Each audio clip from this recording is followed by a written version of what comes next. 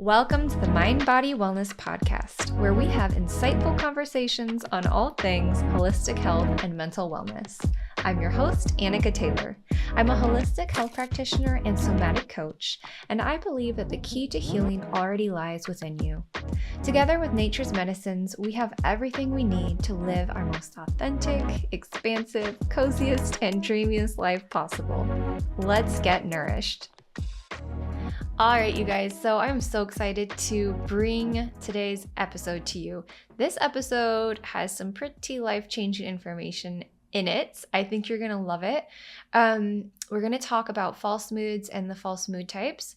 We're also going to talk a tiny bit about amino acid therapy, but I'm going to save the bulk of that so we can really do it justice in part 2 of this episode. So this will be part 1 where we're just talking all about the mood types. And I made a quiz for you guys so that you can actually use this quiz. I'll put the link in the show notes. You can take this quiz and see where you're at in that mood type spectrum. And it's so good to be able to have that baseline of, oh, I'm more low serotonin and GABA, or I'm more, low dopamine and catecholamine. So you're going to learn all about what the mood types are, and then you can take that quiz and score yourself. And then in part 2, we'll talk about kind of more where to go from there.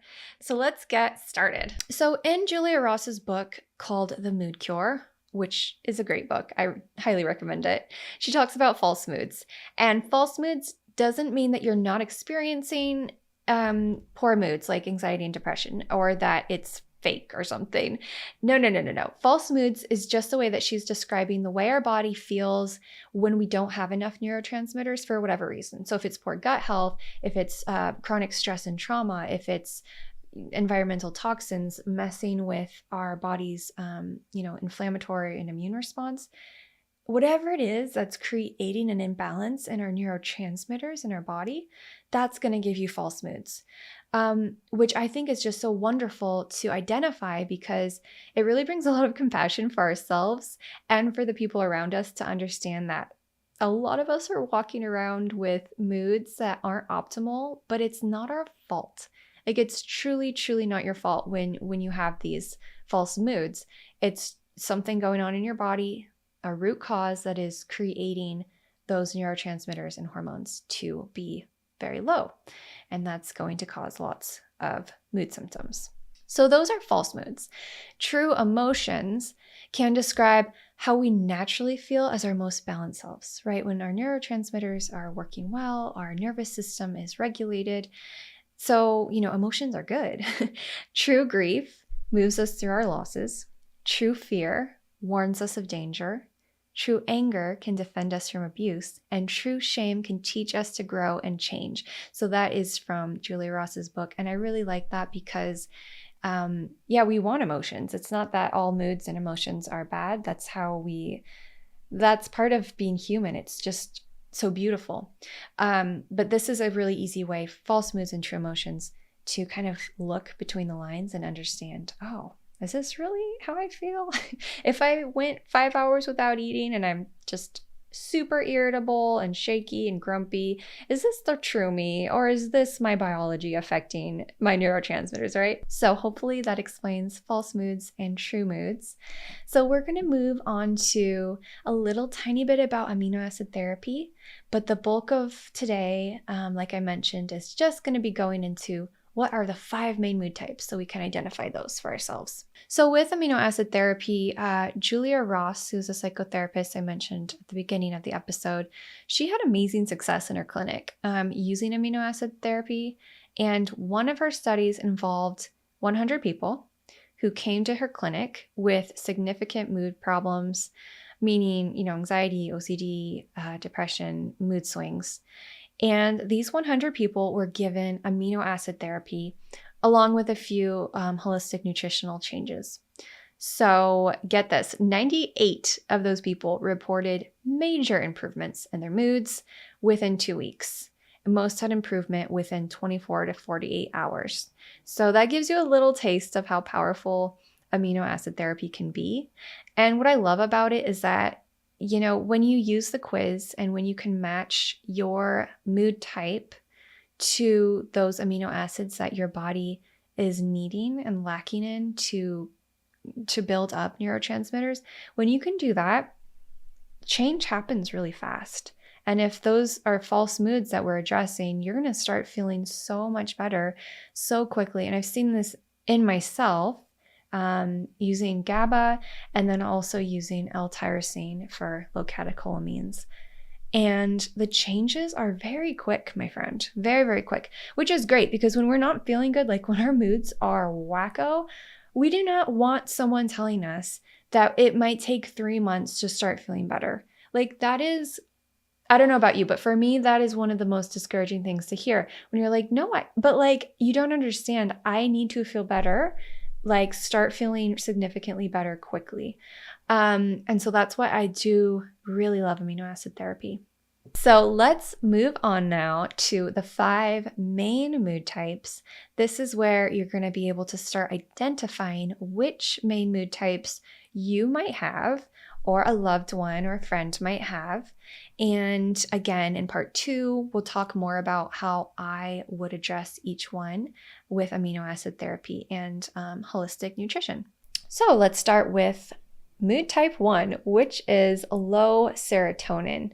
And this mood type has been described by Julia Ross as under a dark cloud. And that kind of paints a good picture. It's kind of like, I guess you could think of it as like that Eeyore type of depression. Like I'm feeling like there's just this rain cloud above me and nothing I do can improve this. And it can be really frustrating to be here. So I just want to speak to that right now. When you do have low serotonin, you can feel not only low moods, but also really extra anxious and irritable and feel really, really worried. And it's not a good time. It's not a good time. So with low serotonin, yes, sometimes people benefit from SSRIs, because what that does in the body is it starts to help the body not recycle through serotonin too fast. So it kind of just keeps the levels a little bit higher. But medications don't add the building blocks that your body needs to start building that serotonin back up. Amino acids, on the other hand, do. They build that serotonin back up. And so we'll talk about this again in the next episode. But the amino acids for serotonin support is tryptophan and 5-HTP. So like we mentioned, you can see anxiety, panic attacks, and phobias when your serotonin levels are too low. You'll see that depression we talked about, the under a dark cloud type of depression. Feeling worried or fearful. You can also have like afternoon sugar cravings. You might notice PMS, like we talked about, irritability, anger, rage, or aggression, road rage. Sometimes you might think of like oppositional defiance disorder in kids with low serotonin. But yeah, just not being able to have a good grip on that anger. And it's not because you're not trying. It's like it's there. It's going to be there with the low serotonin. You might also experience excessive self-criticism with low serotonin. Insomnia and poor sleep, again, is common. OCD symptoms and ruminating thoughts are common. You might experience winter blues, headaches, migraines, digestive problems because of the serotonin link to our digestive health, and also fibromyalgia, TMJ, or pain syndromes can be part of your picture with low serotonin. So that just paints a picture of what it looks like when your body doesn't have enough serotonin to go around. So if you had 4 or more of those symptoms regularly, I would definitely suspect low serotonin. So let's move on to mood type number 2. This one I'm quite excited about. And I don't think that was English. I am quite excited about. So low dopamine / catecholamines. And this mood type, Julia Ross calls suffering from the blahs, just feeling very blah. And I'll tell you why you feel that way when you have low dopamine or low catecholamines. When you have enough catecholamines, you will feel energetic, upbeat, and engaged in life. But chronic stress can deplete the body of catecholamines. And I should mention what catecholamines are. So catecholamines are dopamine, epinephrine or adrenaline, and norepinephrine. We do need to have dopamine and adrenaline to keep our body energized and balanced throughout the day. We also need these catecholamines to keep us focused. So many people, so many of us, including myself, have focus issues. And this might look like ADD, ADHD, or it might just look like I have brain fog and it's hard for me to think. So symptoms of low catecholamines. So we can have depression with apathy, feeling kind of flat, low motivation. So it's a little bit different depression than with the low serotonin, which is just under that dark cloud. You're feeling really blue.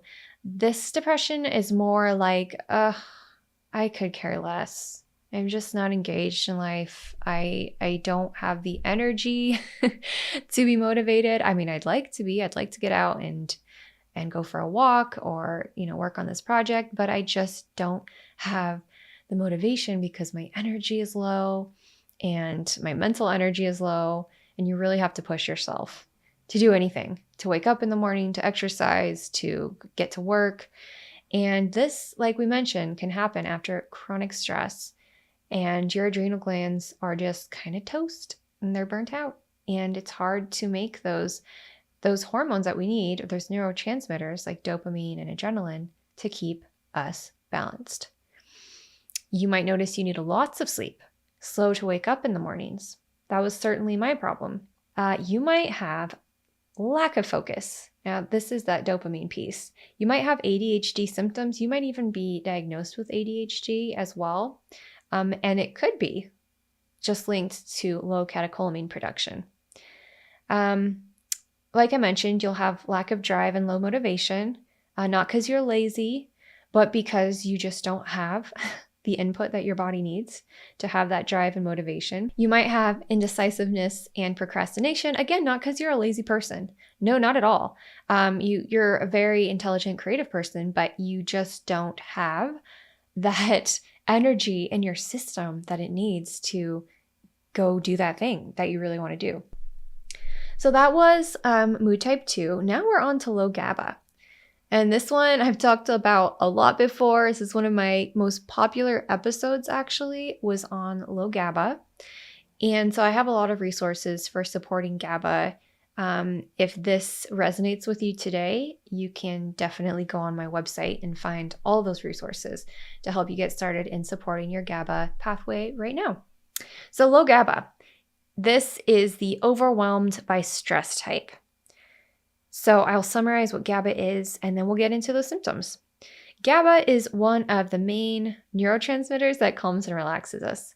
So it's an inhibitory neurotransmitter. It's sort of important. It's the brakes on those excitatory stress hormones or neurotransmitters. And so we need to have the brakes.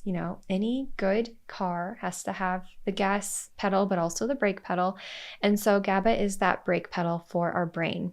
So if we have enough GABA, everything feels like it's going to be okay. Our thoughts are more organized and calm. Our muscles will be more relaxed. We won't feel stiff and tense and tight all the time. And if we have lower levels of GABA than we should, and again, that can be because of poor gut health, it can be because of prolonged stress and trauma, and even PTSD can leave us with low levels of GABA, you're going to be experiencing life is just going to be feeling like it's just too much. And that's kind of what I think of when I think of low GABA, is just that feeling of overwhelm. But it can also be linked with panic attacks and anxiety. So it's really important to understand how to support our low GABA. So let's go into the symptoms of low GABA. With low GABA, you'll see, like we said, anxiety and panic attacks. You might feel disorganized and often running late. Tense, tight muscles and muscle aches, feeling easily irritated or frustrated, again, because you have a short fuse here with low GABA. You also will feel, like we mentioned, that physical anxiety. It's that tight muscles. and just feeling like you have a stomach. Your stomach might be in knots. You have a tight jaw. Clench your jaw. You might be craving carbs or alcohol just to calm you down. And who can blame you when you're feeling this overwhelmed and stressed? And yeah, I think that pretty much describes low GABA pretty well. So those are the main symptoms that I think about with low GABA. And again, if you are like, oh my gosh, that's me, go ahead and go into my website. You can find under the resources, I have a GABA questionnaire, and then you'll get all the resources on how to take care of yourself using a GABA supplement. So our fourth mood type is low endorphins, and this one is, you can think of it as being too sensitive to life's pain. In fact, when you talk about a runner's high, that's attributed to the release of endorphins. So when you exercise and you just feel awesome after exercising, that's because exercise helps to boost our endorphin levels. And if you have low endorphins, it can make you tear up really easily. You might be more intolerant to pain. You might feel sad a lot for no reason. Or even watching a sad movie might just be like way too much because your endorphin levels are just like making you feel the pain extra, feeling the pain of the people around you extra, feeling, your own pain so intensely. Some people I learned are just more prone, like epigenetically, to having lower levels of low endorphins. You might notice that you really gravitate towards certain foods because this can really bring up that comfort eating. When you're in that much pain, your nervous system and your body is smart enough to seek out those things that kind of numb the pain and bring you a reward. So that can be, a bowl of ice cream. That can be cereal, your favorite chips or cookies, anything to kind of help numb that, because it really does, in the body, that's what that food is helping to do. So that can be a good sign that you're low in endorphins. So sensitivity to emotional pain is very common. Sensitivity to physical pain, crying or tearing up easily, like we talked about these three, eating to soothe your mood or comfort eating, and craving a reward or a numbing treat. So that is low endorphins. And now we're moving on to our very last mood type already, which is number 5, low blood sugar. So low blood sugar, or hypoglycemia, which is the scientific word for it, which means low glucose levels in the blood, can actually aggravate and produce pretty intense mood swings. I think we all understand the word hangry. We have all experienced it probably in one level to another, or we have a friend or loved one that gets hangry and we might make fun of them for it. This is kind of interesting because it's not necessarily a low neurotransmitter, but it is low glucose in the brain that causes this type of anxiety and mood swings. Okay, so let's jump right into those symptoms of having low blood sugar. So tending to rely on caffeine and sweet or starchy foods is common. Generally feeling better after eating. Noticing negative moods will dissipate as soon as you eat a good meal. So after you eat, noticing, oh, the world's looking much brighter all of a sudden. I wonder why that is.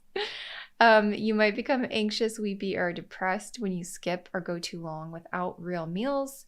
And by real meals, we mean with proteins and healthy fat and a little bit of complex carbs to support your whole body. You might feel impatient, edgy, and irritable when you skip meals, or feel nervous, stressed, even frantic. You might feel dizzy, shaky, or headachy, and have trouble concentrating or making good decisions when you skip or go too long without real meals. And so I talked about the best way to remedy this is not only the amino acid L-glutamine that can help you in between meals, but also just balancing your meals in a really blood sugar friendly way and making sure that you're getting those good fats, healthy fats, and quality proteins, and making sure that you're eating within that first hour of waking, so that your body doesn't have to go through the stress of the blood sugar dropping. We will talk all about that in part 2 of this episode. So you might be wondering, well, can I just go and get my neurotransmitter levels tested? And you definitely can. There's urine tests that you can do those home kits for, but it's just not found to be as accurate to see those levels of neurotransmitters that are actually in the body and the brain. So that's why, generally speaking, we're looking at doing the neurotransmitter quizzes, because that gives us really good results and really, really good indications of which neurotransmitters are actually low just with the quiz. But we did it. We got through all of the 5 mood types. And so I'm curious, what's going through your mind now? Are you seeing any patterns with your own moods and the mood types here, the 5 different mood types? Or maybe you're noticing that you have, 2 or 3 or 4 of these mood types. And so that's not a problem. What I would do when I'm working with a client, and what I suggest people who are taking care of themselves at home with amino acid and nutrition, is to start with the one that you're the most dominant in. So you'll take the quiz and see which ones you score highest in, and that's going to be your starting point. We're going to talk all about trialing amino acids, the contraindications, when to do it, when not to do it, and really kind of what to expect, all on the next episode. But go ahead and take that quiz, which you can find right here in the show notes or on my website, and see where you're at. And until next time, you take good care of you and stay nourished, my friend.